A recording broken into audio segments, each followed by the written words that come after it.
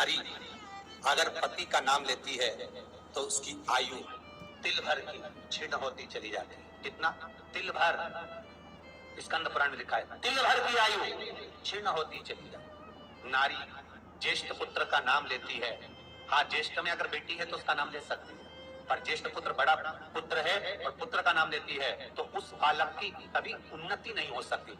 तन से, मन से या धन से वो बालक हमेशा दुखी ही रहेगा।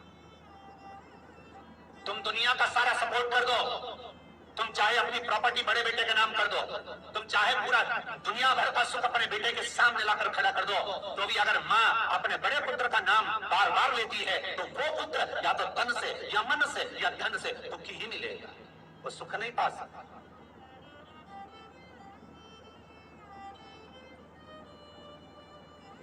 और जिन जिन के घर में बड़ा पुत्र हो और बड़े पुत्र का नाम आप माताएं लेती हो तो उसकी दशा जरूर देख लेना एक बार। हो कथा गलत नहीं कह सकती, स्कंद पुराण कभी गलत नहीं जा सकती। आपके घर में भी अगर बड़ा पुत्र हो और पुत्र का नाम अगर आप ले रहे हो, हाँ ये जरूर है, अगर बेटी बड़ी और उसके बाद पुत्र बड़ा है तो वो ज्येष्ठ नहीं माना जाएगा। ध्यान रखना, ज्येष्ठ का मतलब होता है सबसे बड़ा पुत्र, उसके बाद सारे बच्चों का जन्म हुआ। क्योंकि बेटी अगर जन्म ले ली पहले फिर बेटा हुआ तो बेटी ज्येष्ठ कहलाएगी, बेटा नहीं कहलाएगा।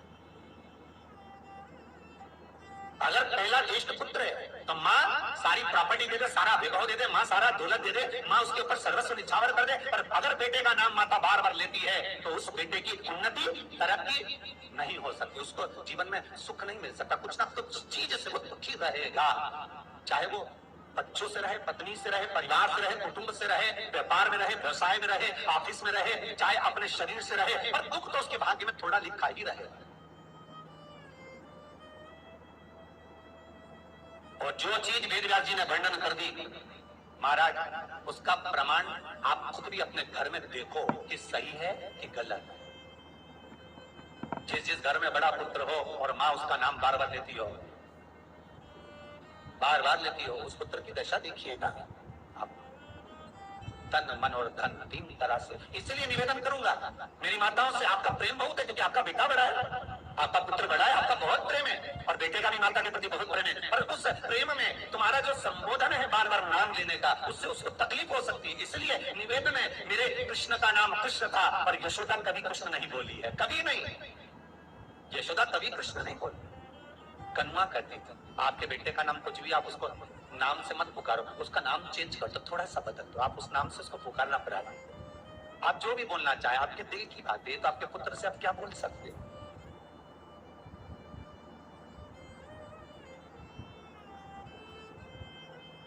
मेरी कौशल्या मैया राम को केवल राम ही कहती थी,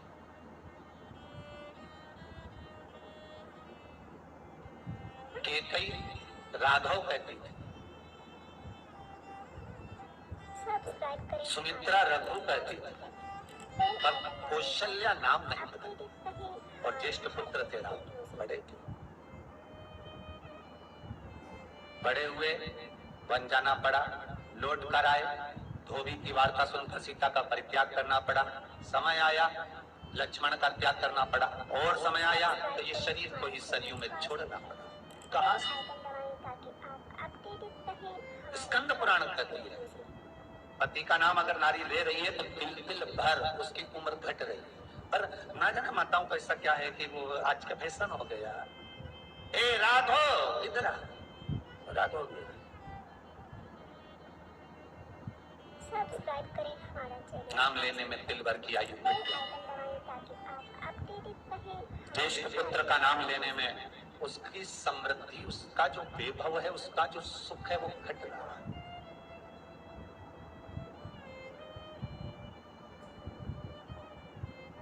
तीसरा, जिस गुरु से गुरु मंत्र लिया, गुरु दीक्षा ली, जिस गुरु से आपने गुरु मंत्र का स्मरण किया है, जिस गुरु से आपने गुरु मुख हुए हैं, जिस गुरु से आपने गुरु मंत्र लिया है, आपने अगर मंत्र ले लिया, चार जगह पर बात निकले, कोई पूछ भी ले कि आपने गुरु मंत्र किससे लिया तो बता दो भैया, हम तो वहां गए थे, वहां का जो गुरु जी है उनसे हमने गुरु मंत्र लिया, वही हमारे गुरु है। नाम का स्मरण ना करते उसकी पहचान बताने का प्रयास करो, वो ऐसे वो वैसे वो वहां रहते, उसका स्मरण, का नाम लेने से क्या जाता है महाराज? शास्त्र कहता है गुरु जिसने मंत्र दिया उसका नाम मत लो, गुरु ने जो मंत्र दिया उसका नाम लो। बहुत ध्यान देना महाराज, दुनिया के लोग गुरु का नाम लेकर बैठे हैं। उन गुरु जी से मंत्र लिया था तो उन्हीं का नाम लिया जाए, श्री ये मान जी ये मान जी। अरे क्या नाम लेना, क्या नाम लेना?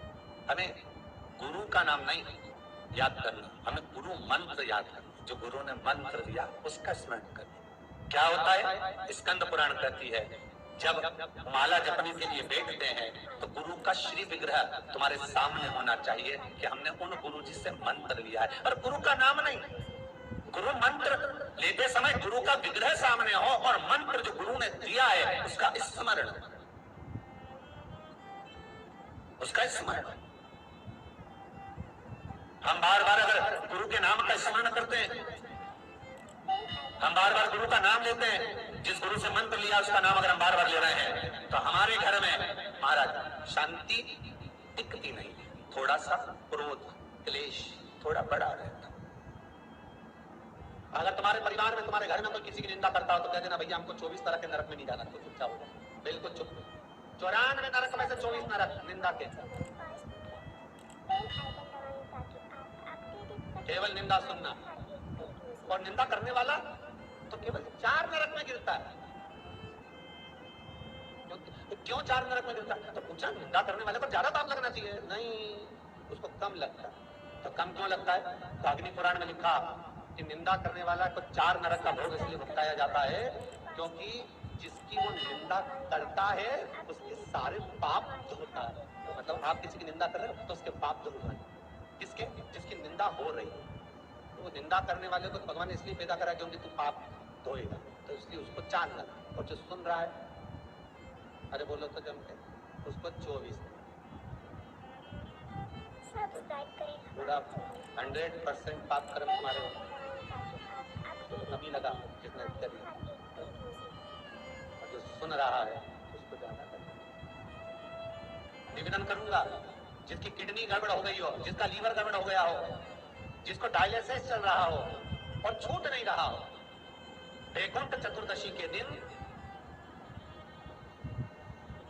नदी के घाट पर, नदी तालाब सरोवर कुआं बावड़ी जो हो उसके तट पर 14 दीप लगाकर, पीपल के पत्ते पर शहद डालकर और उसमें एक काली मिर्ची शंकर जी का नाम डालकर बोलकर उसमें चढ़ा दें।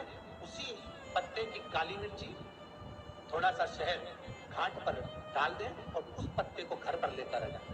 जिसको डॉक्टर ने कह दिया डायलिसिस होगा, किडनी लीवर गड़बड़ हो रहा है, वैकुंठ चतुर्दशी के दिन रात्रि को 14 दीप लगाकर जब घाट से आए, जिस व्यक्ति को रोग है बीमारी है उसको वो पत्ते समेत चटा दें, और फिर जाकर आप 8 दिन 10 दिन बाद जांच करवाओ, आपको उसका फल प्राप्त हो जाए। और विश्वास रखकर, क्योंकि हरि और हर मिलन कोई साधारण नहीं है। वैकुंठ चतुर्दशी का हिंदू धर्म का एक त्योहार जो हमारे भगवान शिव ने निर्मित किया है। शंकर ने जिन वारों को बनाया, त्योहारों को बनाया, तिथियों को बनाया, घड़ी और पल बनाए, शिव महापुराण में सब लिखा है कि एक एक पल, एक एक घड़ी, एक एक तीर्थ का, एक एक स्मरण जो करा गया है हमारे यहाँ त्योहारों का, तिथियों का, वारों का, नक्षत्रों का, ये शंकर ने करा। ये कुछ सहज नहीं,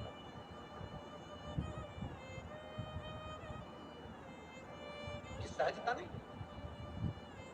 श्री शिवाय नमस्ते, श्री शिवाय नमस्ते, श्री शिवाय नमस्ते।